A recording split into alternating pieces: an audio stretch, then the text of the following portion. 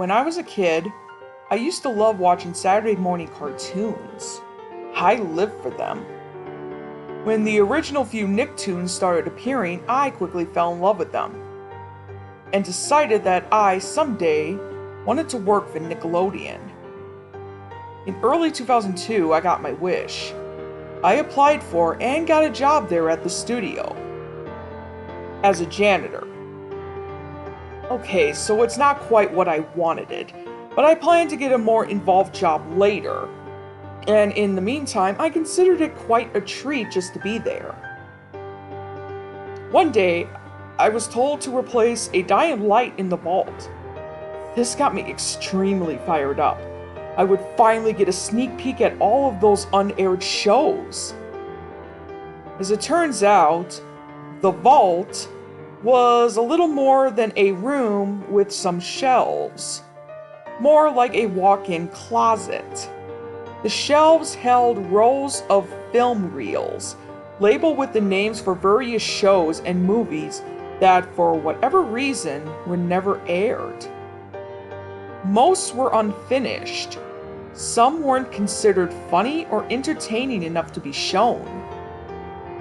At the end of the room was a small cardboard box sitting on the floor, containing about 50 flash drives. When I had finished changing the light, I decided to take a look at them.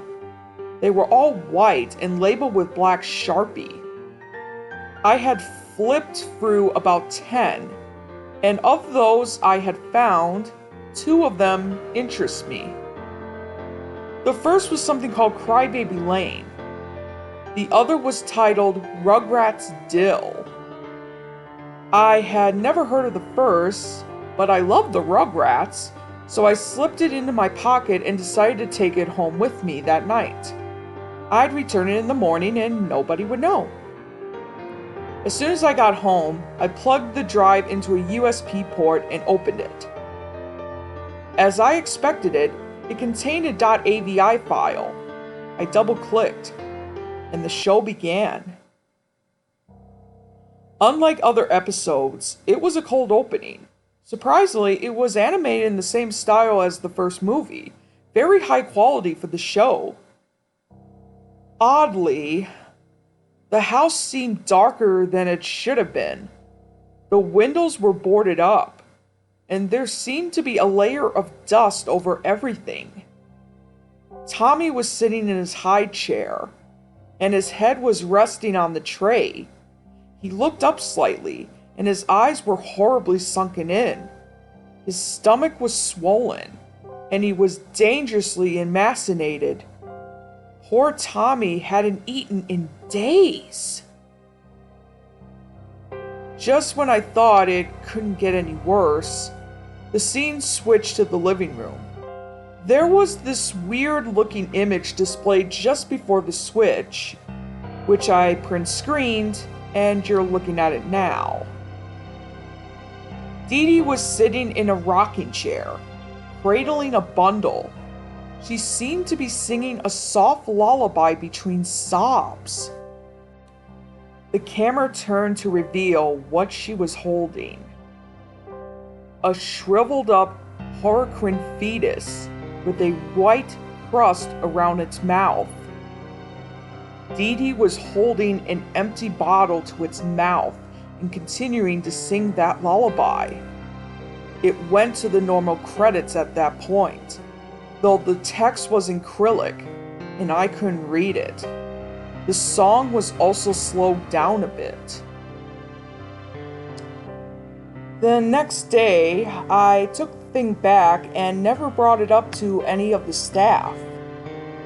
However, after work, one of them approached me. He never explained to me how he knew I had taken the drive, but it was obvious that he did. He told me that in the mid-90s, they'd had a female writer known to them only as Susan. She'd written a few decent scripts, though most were put away for later in favor of other scripts. She had a very young son, and she'd taken a leave for a second pregnancy.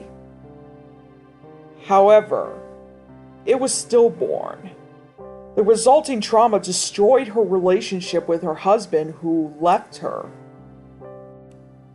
Weeks later, people had gotten worried and called the police to go check on her. The officer who arrived at her home found that she had hung towels up over the windows. Investigating the house with a flashlight, he found that Susan was dead in her chair, cradling what remained of the fetus. In the kitchen, the high chair was covered in a mass of flies. It didn't take an expert to know who was under them. According to my new friend, the episode I saw was the last one she had written before her leave. Apparently, she stayed up all night doing all the animation herself. I continued to work there for several years until some new opportunities came along. But until my last day on the job, I never went into the vault again.